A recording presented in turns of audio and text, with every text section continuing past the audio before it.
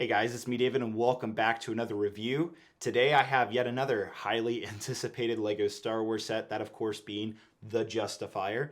The set number is 75323. This is of course Cad Bane's ship. We saw this in Season 1 of the Bad Batch show last year, and hopefully it'll make another appearance in Season 2 coming later in this fall of 2022. So we'll just have to wait and see if that's the case. Obviously, I think one of the biggest draws to LEGO Star Wars fan is the Cad Bane minifigure that's included and is currently exclusive to this set, along with yet another exclusive minifigure being Omega, and then we also get Toto 360. So there's some good minifigures in this set. However, this set comes in at $170, not $160, $170 US dollars.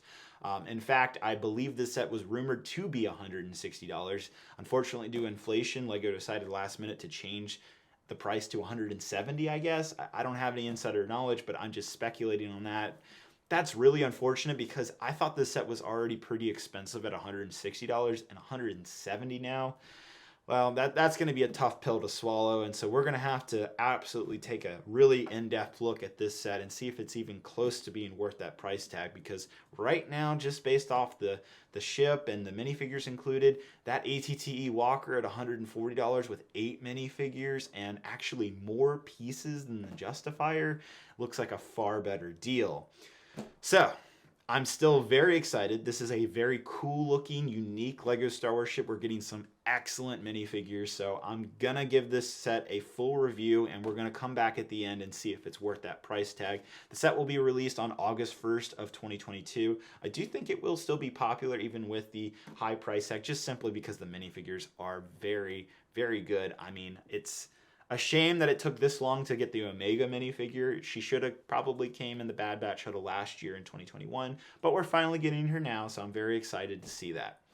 I do want to thank LEGO for providing the Justifier for this review. And without ado, guys, let's go ahead and jump into the in-depth. So another thing worth noting about the Justifier is that it comes with 1,022 pieces, 60 pieces less than the ATTE.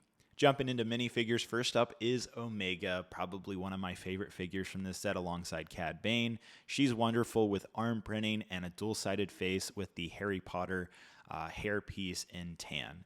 We're also getting Hunter the first time outside of the Bad Batch shuttle. This is the same exact figure, same head print that is dual-sided. He also does come with his hairpiece as well. We're also seeing Fennec Shan returning for the first time with her helmet since last year in the Imperial Light Cruiser. She comes with a brown briefcase, I assume for some unmarked credits, dual-sided face print, arm printing, and she also comes with her hairpiece as well. And next up is Cad Bane. He comes with a brand new molded hat piece as well as a new breathing apparatus piece as well. The printing on this figure is fantastic. I think LEGO did a wonderful job.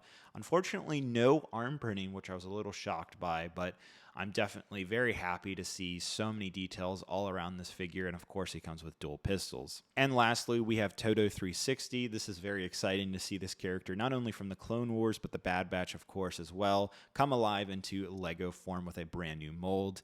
Looks really good. We also get some additional accessories, like, for example, Omega's doll that we see her play with in the show, and then there's also some Imperial crates, as well as some thermal detonators. And then, oddly, there's a Jedi lightsaber that Cad Bane may have stolen or killed from a Jedi. Now moving on to the actual ship, the Justifier, the overall shape is very accurate. I went back and looked at the episode this is based off of from Season 1 of the Bad Batch, and I'm overall pretty impressed with the majority of the scale and accuracy LEGO went with. However, there are some shortcomings. First off, the landing gear is actually just for show. You don't have to have it in landed position for the set to actually sit down properly, which I found to be a little weird. It doesn't actually hold the set up. It's just kind of like a function that doesn't serve really any purpose other than it being cool. The back engine is actually extremely well designed and uses some fun techniques that I haven't seen before in a LEGO Star Wars playset, so that was really cool to build. However, there is this massive gap in the middle of the ship where the Technic system for the landing gear is, as well as some other minor gaps, and I have to say I was pretty disappointed to see that, especially given the price point. There's some greebling on the top of the ship, but unfortunately, again, on the side, it's all just blank, where they could have at least included some stickers to add some more detail. There's some little engines on the side as well as a spring-loaded missile that you can shoot. And then under this panel right here on both sides of the ship, there is a place to put the extra spring-loaded missile, which is nice. And then you can also see the functionality of the legs working underneath that panel as well.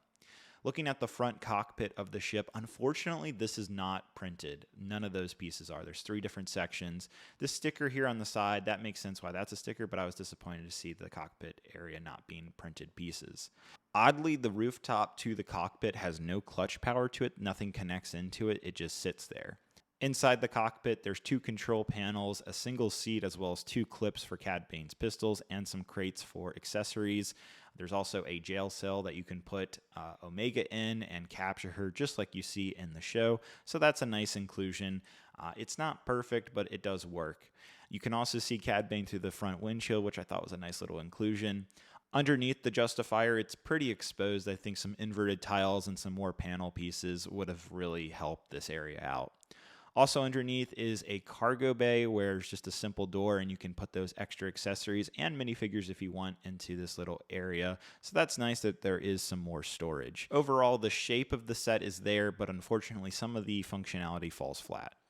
So overall, I think I had higher expectations for this set, especially for the fact that it retails for $170. While I think the minifigure selection is really good, I really like the fact that we're getting Cad Bane for the first time in many, many years. I think it's been like 9 or heck, even 10 years since we got a Cad Bane minifigure. And on top of that, it's the newest version with a pretty much redesign with the new breathing tubes, the new hat. Like, it looks fantastic. However, I do think the Cad Bane minifigure would have benefited from arm printing. Lego's been doing arm printing. They put arm printing on Omega, put it on Fennec. A lot of the bigger characters in these especially more expensive Lego Star Wars sets get arm printing, so I was kind of shocked that we didn't get that for Cad Bane. The fact that we're getting Omega is fantastic, and then we're also getting Toto 360. Like, the minifigures are a standout for this set, and it might push people to actually buy this set simply because of how good the minifigures are. And me being a giant Bad Batch fan, I mean, I completely understand that point of view.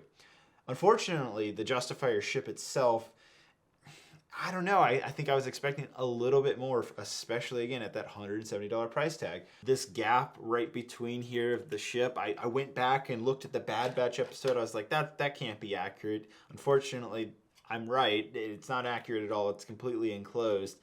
So some type of just putting some simple pieces here to cover up this Technic system of how the back engine flips would have been much appreciated. And the fact that, you know, this set has less pieces than the ATTE Walker at $140 and also less minifigures, I don't see why they couldn't have added even more pieces into this set for the price tag that they're asking for it. So that is a bit disappointing. The fact that there's no clutch power to this rooftop here is also a little weird. Like, I'm surprised they didn't even have some type of hinge or connector piece, so just in case, you know, you flip it upside down, this thing doesn't come flying off. I guess they don't think you're going to be doing that because these panels also open up to give you access to the spring-loaded missile. So, you know, I get some of it, but other parts I'm just a little confused by. There was also ample opportunity to do a little bit more greebling on the sides. Again, when I look back at the Justifier in the Bad Batch episode, it has some details along the side. Unfortunately, the only greebling we get is, you know, on the back side of the ship here. So maybe I'm being a little nitpicky here, but, you know, for the price that Lego is asking for this set, I feel like I have to be. It is not justified, I feel like, for $170, unfortunately. While I really like the set, the overall shape and functionality of the ship is definitely there. I feel like more could have been done at this price point. I feel like this set probably would be better suited at $130, not $170. I feel like it's about $30 to $40 overpriced than where it should be.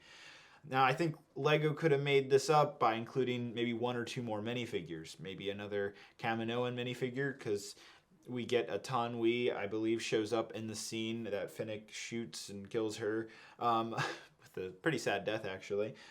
We could have gotten that minifigure.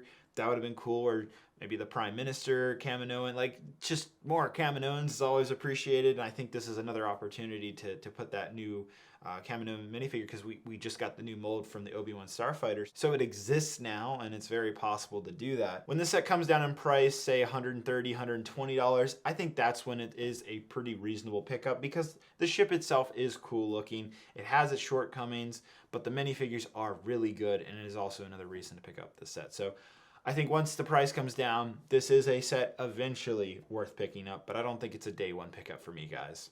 Thank you guys so much for watching. Don't forget to check out all my other LEGO Star Wars reviews. Hope you guys have a great, wonderful day, and I'll see you guys later. Bye-bye.